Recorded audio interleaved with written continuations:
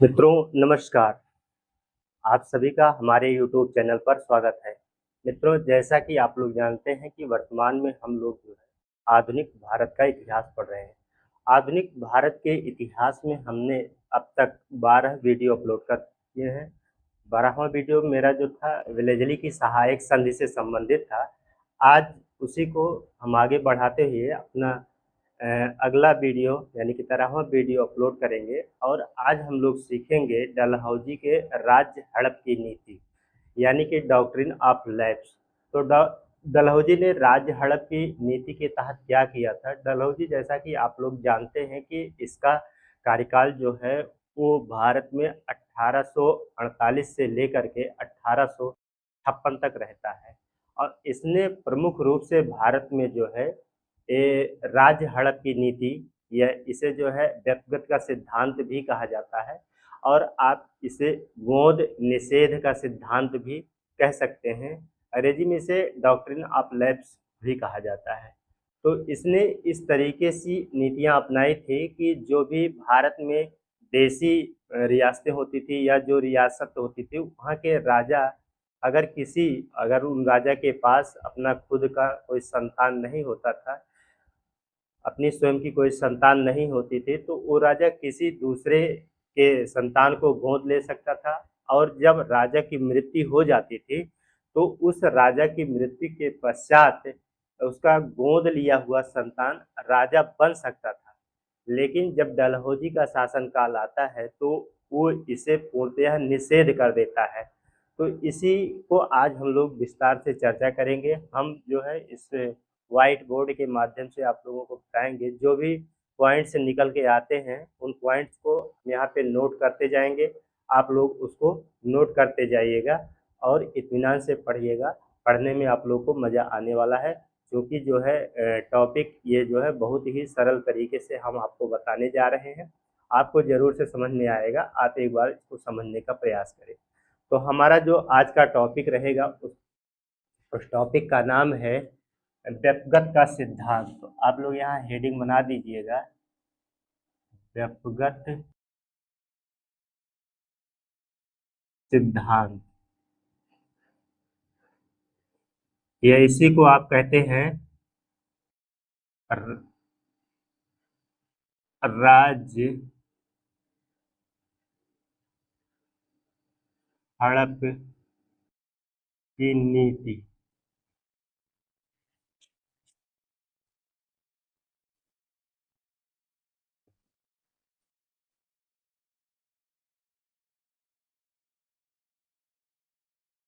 Doctrine of lapse.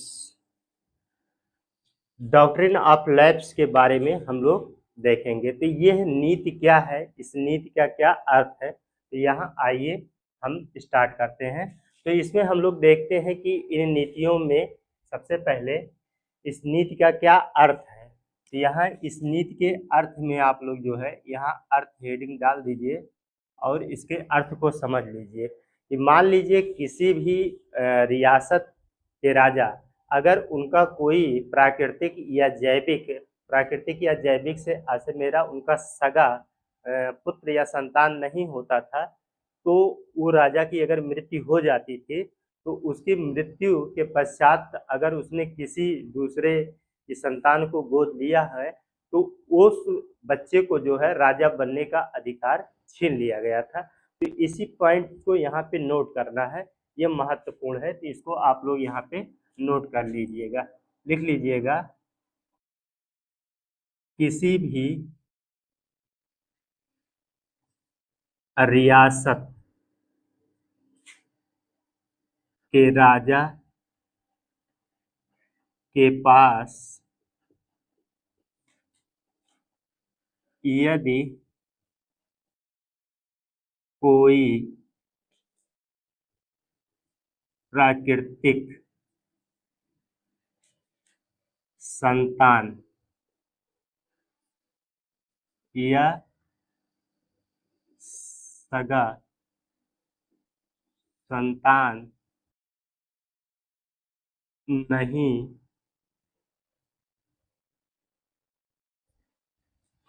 होता, हाँ, तो उसे या उसके द्वारा गोद लिए गए संतान को राजा की मृत्यु के पश्चात राजा बनने का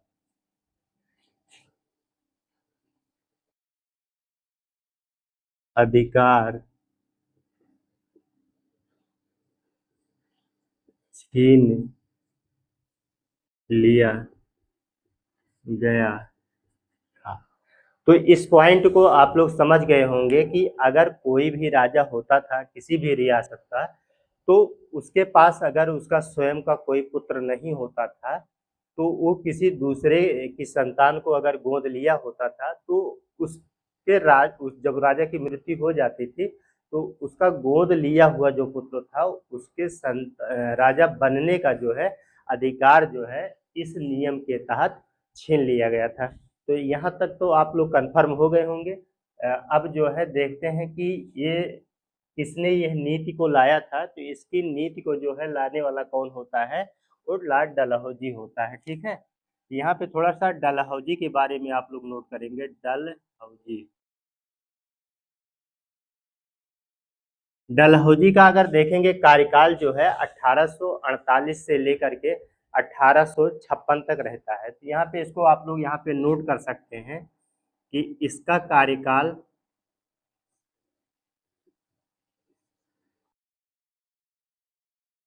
1848 से 1856 तक रहता है। तो इसका कार्यकाल देखेंगे 1848 से लेकर के 1856 तक रहता है। इसने जो है अपने कार्यकाल के दौरान जो है एक साम्राज्यवादी विचारधारा का जो है इसने बहुत ही जबरदस्त इसका विस्तार किया था। साम्राज्यवादी विचारधारा थी इसकी, और यह युद्धों और कूटनीति के माध्यम से जो है अपने राज्य का विस्तार करना चाहता था। बड़ा ही आप कह सकते हैं कि क्रूर शासक की तरह ये रहता है। ठीक है, तो इसने इसी तरीके से कई राज्यों को जो है जीत लिया था, और या अपने ब्रिटिश साम्राज्य में जो है इसको मिला लिया था। तो आप देखेंगे, जैसे आप देखेंगे कि 1848 में जो है इसने सतारा को, 1849 में देखेंगे संभल और जैतपुर को, 1850 में बघाट को, 1852 में उदयपुर को। तो इस तरीके से आप देखेंगे 1853 में झांसी, और 1854 में जो है नागपुर को जो है ये अपने अधिकार क्षेत्र में मिला। इसका जो है सीक्वेंस भी आप लोगों को याद रहना चाहिए कि ये चीज़ें महत्वपूर्ण हैं। तो इसके बारे में और लिख लीजिए, यह प्रकृति से साम्राज्यवादी विचार का व्यक्ति था।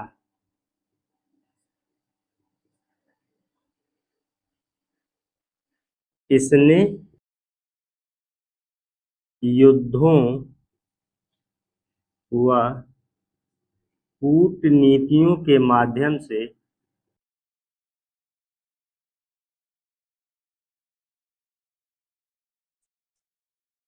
साम्राज्य का विस्तार किया। तो इतना जो है इसके बारे में इसलिए मैं लिख दे रहा हूँ ताकि आपको ये बात समझ में आ जाएगी कि इसकी प्रकृति क्या थी, डलहौजी की प्रकृति कैसी थी। तो आप देखेंगे कि ये एक साम्राज्यवादी, मतलब ये अपने शासन को, अपने जो है अधिकार क्षेत्र को बहुत ज़्यादा ब्रॉड करना चाहता था। तो छोटे छोटे रियासतें होती थी उसको ब्रिटिश साम्राज्य में ये मिलाने का प्रयास करता था, यही इसका मुख्य उद्देश्य था। तो इसने जो है आप देखेंगे कि भारत में ब्रिटिश साम्राज्य को जो है 3 श्रेणियों में बाँट के रखा था। तो वो राज्य जो है कितने श्रेणियों में बँटा था, तो इसने जो है 3 श्रेणियों में बाँट के रखा था। तो कुछ इसमें से ऐसे राज्य होते थे जहाँ पे इसका या ब्रिटिशों का कभी भी शासन नहीं रहा है और वो रियासतें उनको कर भी नहीं देती थी। तो एक श्रेणी इसकी ये हो जाती थी। उसने उसपे किसी प्रकार के ऐसे हड़प नीति का उपयोग नहीं किया था। और एक ऐसे भी रियासतें होती थी जब कभी मुगल या पेशवा के अधीन थी और अब जो है वो ब्रिटिश साम्राज्य के अधीन आ गई है।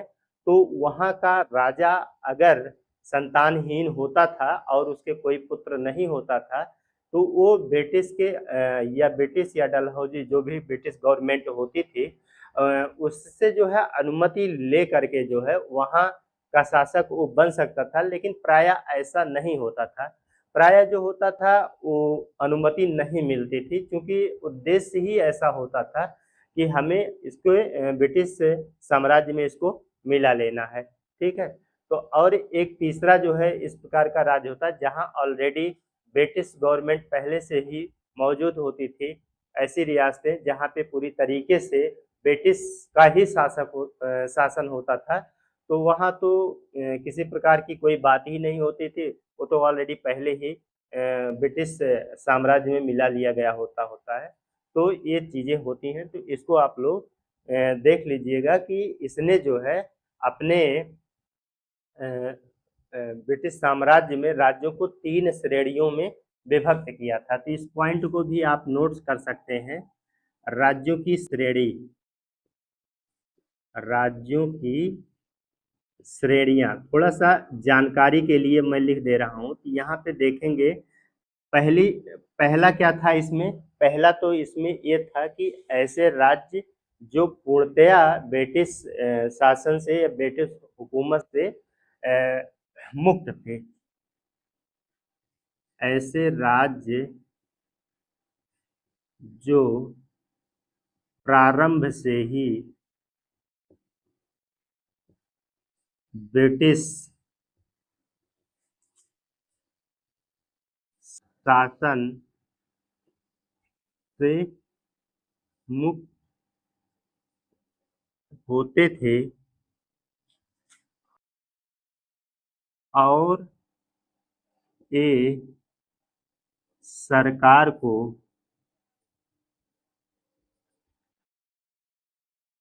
कर भी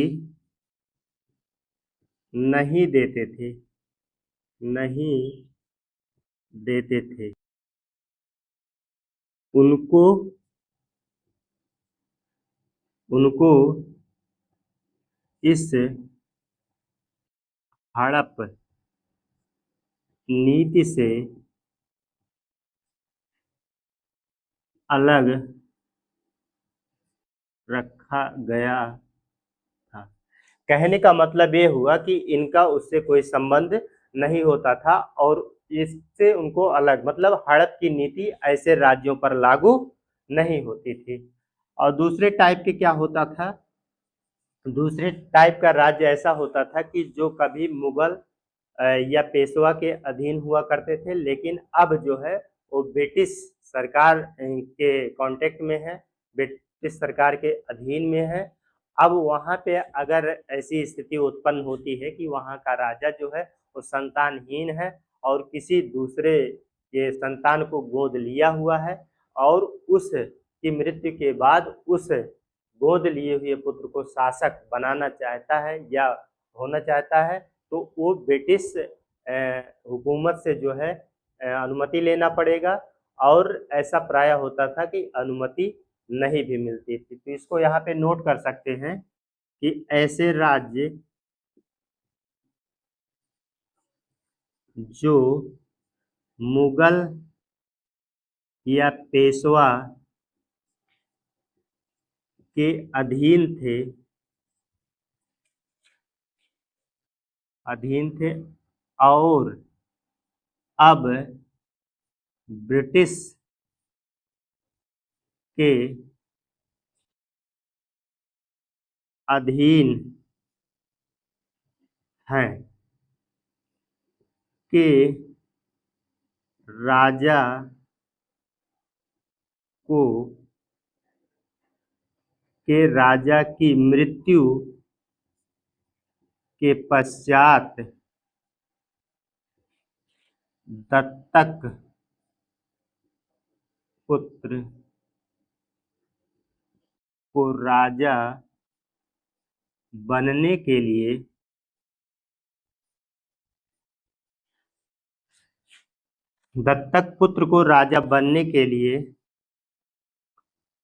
गवर्नर जनरल से अनुमति लेनी पड़ती थी। ठीक है, गवर्नर जनरल से इस बात की पुष्टि करवानी पड़ती थी कि राजा बने या ना बने, मतलब उसकी स्वीकृति अनिवार्य होती थी। तो ऐसे में देखा जाता था कि प्रायः जो है स्वीकृति नहीं मिलती थी। ठीक है, स्वीकृति नहीं मिलती थी इसलिए कि चूंकि अब गवर्नर जनरल को अपने राज्य का क्या करना है, विस्तार करना है, तो काहे स्वीकृति देगा भाई, उसको स्वीकृति इसलिए नहीं देगा, नहीं तो उसका राज्य क्या हो जाएगा, छोटा नहीं हो जाएगा। तो इसलिए जो है वो अपने राज्य को क्या करना चाह रहा था, विस्तार करना चाह रहा था। तो धीरे धीरे छोटे छोटे जो रियासतें, छोटे छोटे राजा रजवाड़े होते थे उनको मिला के जो है अपने राज्य को बड़ा करना था, इसीलिए स्वीकृति नहीं मिलती थी। और एक तीसरा टाइप का होता था, तीसरे टाइप में तो ब्रिटिश का ऑलरेडी वहाँ पे ऐसी रियासतें जो है पूरी तरीके से ब्रिटिशों के अधीन होती थी, या ब्रिटिशों का उस पर क्या होता था, हुकूमत होता था। तो वहाँ ऐसी कोई नौबत थी ही नहीं। तो इसको लिख लिए, ऐसे राज्य जहां पूर्णतः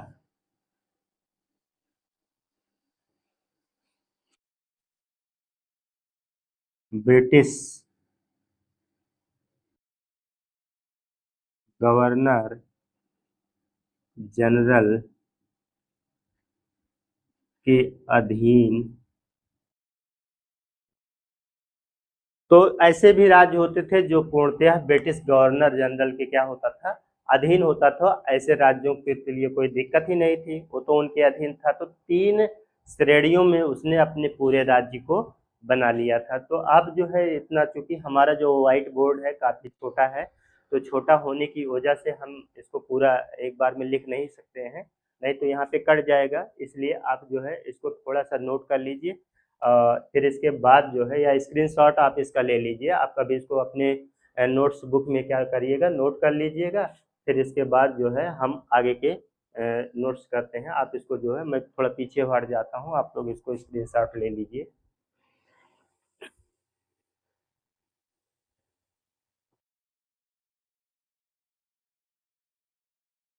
इसको मैं मिटा दे रहा हूँ।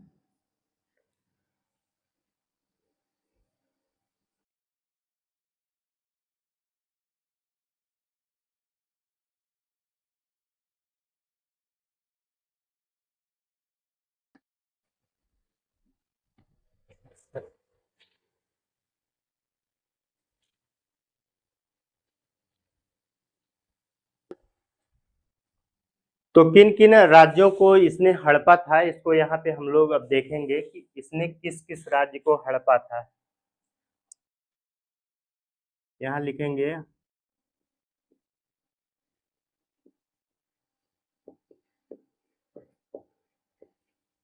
हड़पे गए राज्य। इसमें प्राय आप जो है इसके सीक्वेंस को नहीं भूलेंगे, क्योंकि परीक्षाओं में बार बार इसका सीक्वेंस पूछा जाता है, इसलिए इसके सीक्वेंस को आप लोग याद रखेंगे। तो सबसे पहले आप देखेंगे कि यहाँ पे सतारा 1848 में सतारा को। इसके बाद आप देखेंगे यहाँ पे जैतपुर संभलपुर,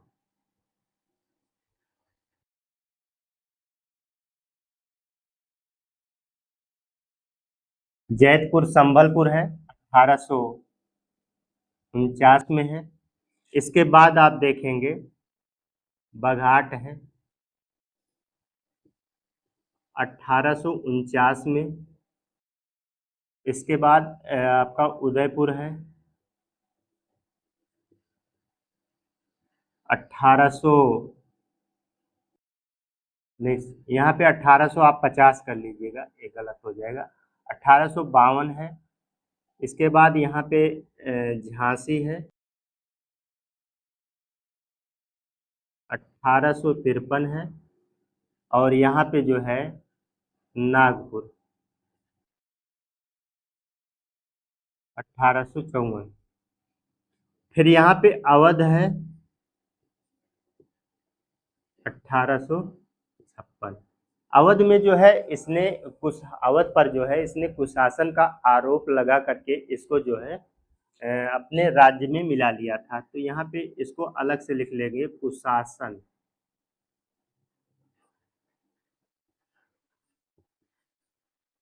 आरोप लगाकर। कुशासन का आरोप लगा करके इसको जो है अपने ब्रिटिश साम्राज्य में क्या किया था, मिला लिया था। तो इनको जो है आप याद रखेंगे, बार बार परीक्षाओं में ये चीजें पूछी जा रही हैं। और इनका क्रम, यही क्रम होता है। इनके शताब्दी सन दिए गए हैं कि सन में कब इसको मिलाया गया था। तो थोड़ा सा ये चीजें आप लोगों को याद नहीं रहती हैं, प्रायः भूल जाता है, कंफ्यूजन हो जाता है। तो इसलिए हम इसको थोड़ा सा लोकेट करके आप लोगों को बता देते हैं कि जैसे भारत के नक्शे पर ये कहाँ हो सकती हैं। तो जैसे आप देखेंगे कि हमारा ये इंडिया का मैप है, ठीक है। तो इंडिया के मैप में हम थोड़ा सा इसको लोकेट करके आप लोगों को बता दे रहे हैं कि कहाँ पे हो सकती है। तो जैसे आप देखेंगे कि ये हमारा क्षेत्र पूरी तरीके से महाराष्ट्र वाला है। तो आप देखेंगे कि यहाँ पे सतारा है, ठीक है। यहाँ आप सतारा देख सकते हैं, ये आपका सतारा हो गया। जैतपुर संभल, यहाँ देखेंगे आप लोग जो है उड़ीसा वाला क्षेत्र है। तो यहाँ पे संभल है।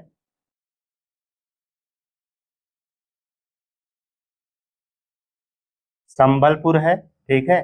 थोड़ा सा ये बुंदेलखंड वाले क्षेत्र में अगर आप देखेंगे तो बुंदेलखंड वाले क्षेत्र में जैतपुर पड़ जाएगा, ठीक है, जैतपुर।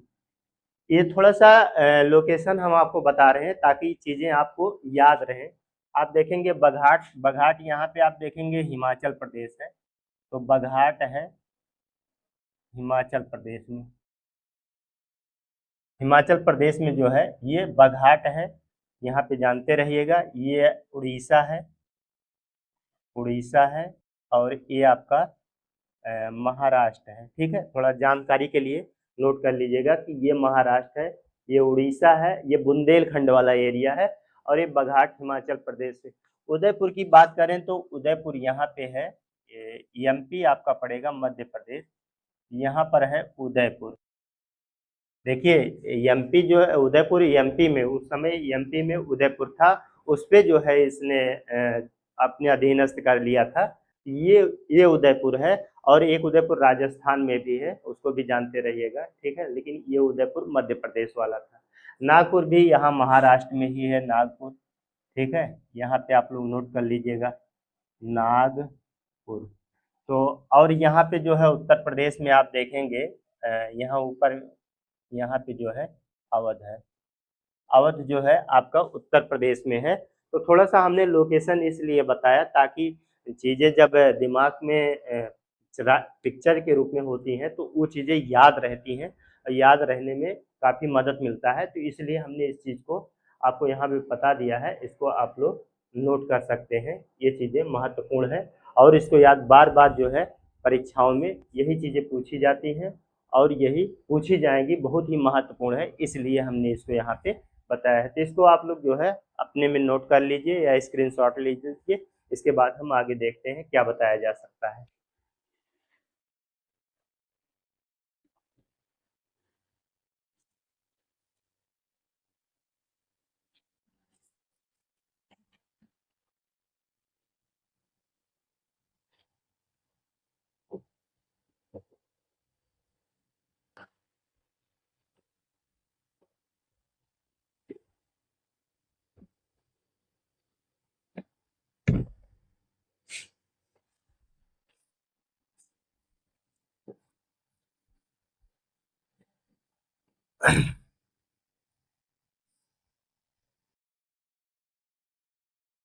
इसके बाद कुछ अन्य कार्य भी डलहौजी के रहे हैं जो महत्वपूर्ण कार्य रहे हैं। जैसे डलहौजी के समय में ही रेलवे का विकास हुआ था। पहली बार रेलवे 34 किलोमीटर तक मुंबई से ठाणे के बीच में चलाई गई थी। तो ये भी महत्वपूर्ण है। 16 अप्रैल 1853 को इसने रेलवे चलाया था। डाक तार की व्यवस्था इसने की थी।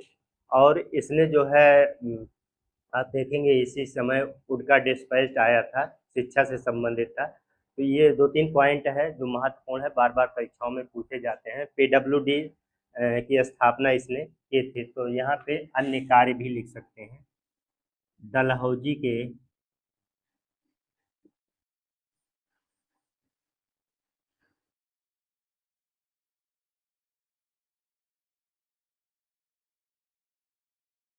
किए गए डलहौजी के द्वारा किए गए अन्य।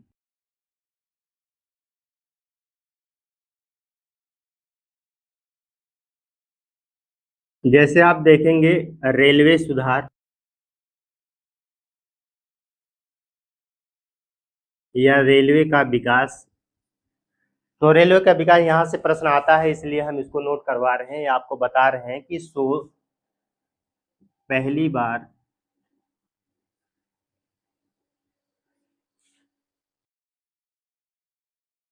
16 अप्रैल 1853 को बम्बई या बम्बई में बोरी बंदर से ठाणे के बीच 34 किलोमीटर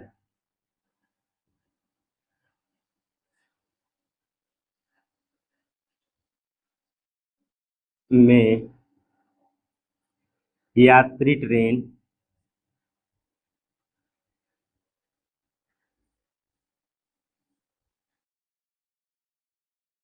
चलाई गई।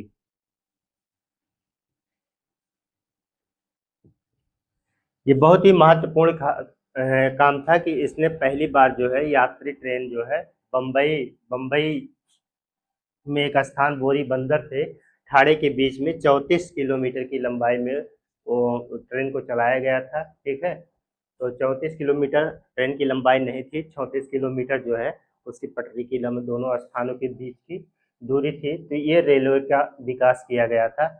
और फिर इसके बाद जो है इसने डाक तार इसने जो है 1853 में जो है डाक तार की व्यवस्था की थी। यानी कि डाक पोस्ट ऑफिस एक्ट 1854 में लाया था। ठीक है। तो इसको भी आप लोग यहाँ पे नोट कर सकते हैं।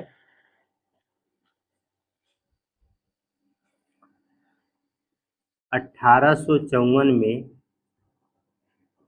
Post office act post office act जो है 1854 में इसी के समय लाया गया था। और तार तार का मतलब होता है टेलीग्राम। ठीक है। तो टेलीग्राफ के माध्यम से जो है इसने पहली व्यवस्था की थी कलकत्ता से आगरा।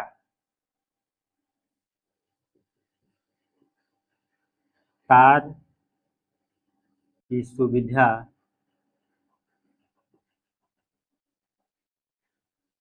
प्रथम बार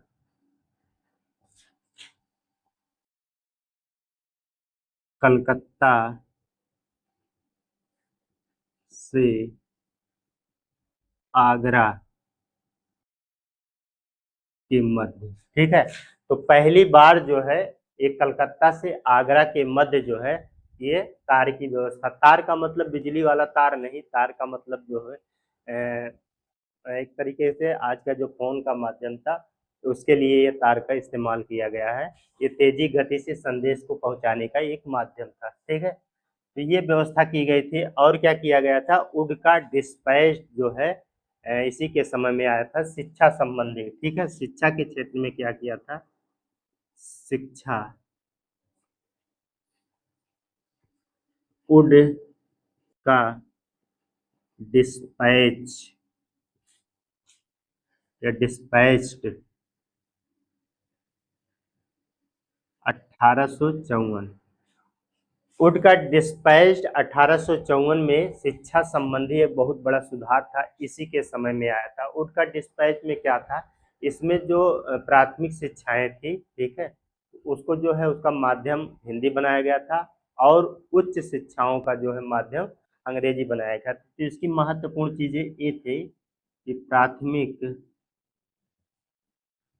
शिक्षा का माध्यम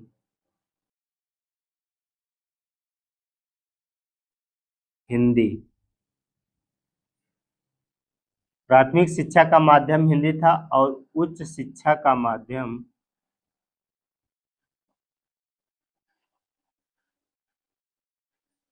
अंग्रेजी था।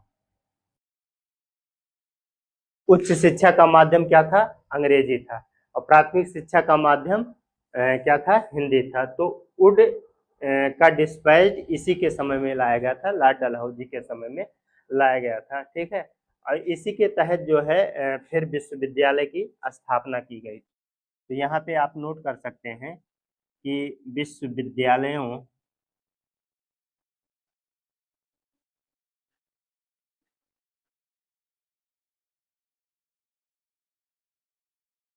विश्वविद्यालयों की स्थापना भी इसी के समय से चालू हो जाती हैं। तो ये महत्वपूर्ण चीजें हैं, इसको आप लोग नोट करिएगा। और क्या कार्य हुए थे डलहौजी के समय में, और इसने महत्वपूर्ण कार्य किया था पीडब्ल्यूडी, ठीक है, पीडब्ल्यूडी की स्थापना, यानी कि आप देखेंगे कि सार्वजनिक निर्माण विभाग की स्थापना,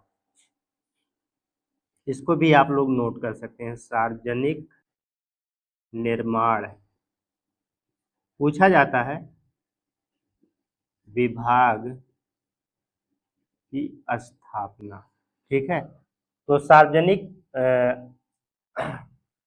निर्माण विभाग, यानी कि इसे आप जो है या यहाँ पे लिख सकते हैं, थोड़ा सा जानकारी के लिए पीडब्ल्यूडी लिख दीजिएगा, पीडब्ल्यूडी की स्थापना। तो पीडब्ल्यूडी की स्थापना भी इसी के समय में हुई थी। विधवा पुनर्विवाह अधिनियम 1856 भी इसी के समय में लाया गया था। तो इसको भी यहाँ पे नोट कर सकते हैं, विधवा पुनर्विवाह अधिनियम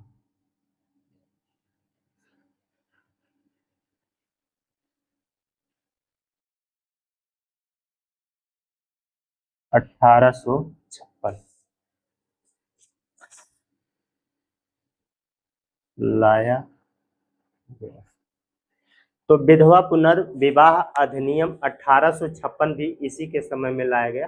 हालांकि लागू ये नहीं किया था, लागू इसके बाद वाले गवर्नर जनरल करेंगे, जिसका नाम कैनिंग था। कैनिंग के समय में लागू होता, लेकिन लाया गया था इसी के समय में विधवा पुनर्विवाह अधिनियम, ठीक है। तो इतने महत्वपूर्ण कार्यों को जो है डलहौजी के समय में किया गया है। तो अब जो है इस क्लास को यहीं पे हम लोग रोकेंगे। ये क्लास आप लोगों को कैसी लगी, आप लोग जो है कमेंट में अवश्य बताइएगा। हमने जो है बहुत ही सहज सरल तरीके से बताने का आप लोगों को प्रयास किया है।